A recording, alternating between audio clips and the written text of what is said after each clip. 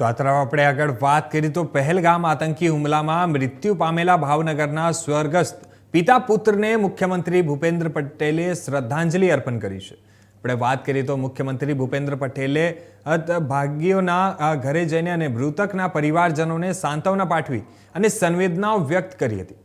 જમ્મુ કાશ્મીરના પહેલગામમાં તારીખ 22 એપ્રિલના રોજ થયેલા આતંકવાદી હુમલામાં મૃત્યુ પામેલા ભાવનગરના સ્વર્ગસ્થ પિતા પુત્રને મુખ્યમંત્રી ભૂપેન્દ્ર પટેલે તેમના ઘરે જઈ અને ભાવપૂર્ણ શ્રદ્ધાંજલિ અર્પણ કરી.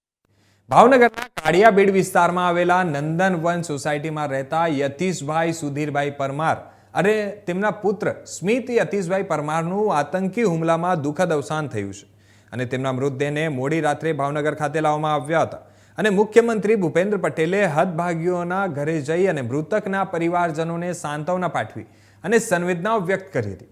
આપણે વાત કરીએ તો મુખ્યમંત્રીએ સ્વર્ગસ્થ પિતા પુત્રને શ્રદ્ધાંજલિ પણ અર્પણ કરી હતી અને દિવ્યાંગત આત્માની શાંતિ માટે પ્રાર્થના કરી હતી.